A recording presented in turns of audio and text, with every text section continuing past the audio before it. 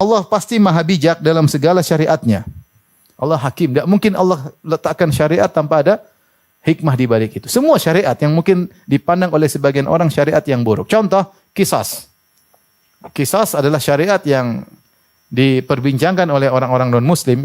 Dari dulu sampai sekarang mencela qisas, disebut syariat yang keras, yang tidak humanisme lah, apalah. Tapi Allah mengatakan walakum fil qisasi hayatun ya ulil albab. Contoh qisas. Kata Allah, pada praktek qisas ada kehidupan wahai orang-orang yang cerdas. Allah jelaskan di antara ini hikmah, Allah jelaskan bahwasanya praktek qisas yang kelihatannya garang atau kasar, ternyata di balik praktek qisas ada penjagaan terhadap kehidupan. Sehingga kalau suatu negara menerapkan praktek qisas enggak ada pembunuhan, orang takut untuk membunuh. Kenapa? Siapa yang membunuh dia juga dibunuh.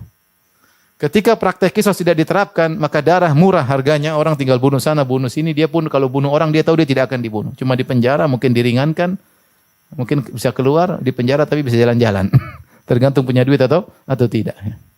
Tapi kalau diterapkan hukum Allah, siapa yang membunuh dibunuh, maka ada penjagaan terhadap kehidupan. Maka Allah mengatakan walakum fil qisasi hayatun. Ya. Sungguh pada praktek qisas ada kehidupan wahai orang-orang yang cerdas. Dan analogikanlah dengan seluruh syariat yang ada. Semua syariat pasti ada hikmahnya. Mungkin terkadang dipandang oleh sebagian orang tidak hikmah, tapi sungguhnya di balik itu ada hikmah. Semua syariat yang Allah terapkan dan semua yang Allah haramkan pasti ada hikmahnya. Semua yang Allah haramkan pasti ada hikmahnya dan semua Allah tetapkan disyariatkan pasti ada hikmahnya. Sampai syariat-syariat yang mungkin dipandang tidak adil. Contoh seperti yang tidak disenangi oleh para wanita seperti syariat poligami.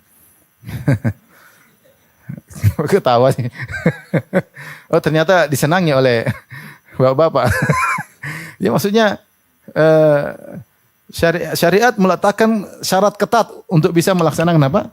Poligami. Dan di balik itu banyak, kalau kita lihat secara mikro mungkin orang mengatakan ini kurang bagus. Tapi kalau lihat secara makro banyak permasalahan sosial yang bisa diselesaikan ya. Banyak janda yang bisa ditolong, banyak gadis yang bisa ditolong, banyak diayomi dan macam-macam ya.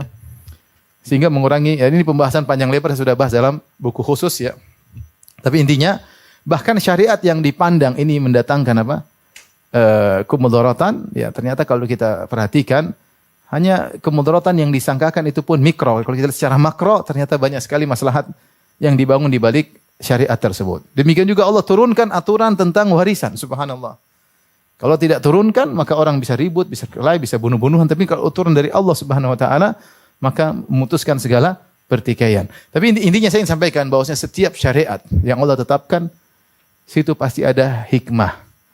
Kita tahu atau kita tidak tahu, ya. Maka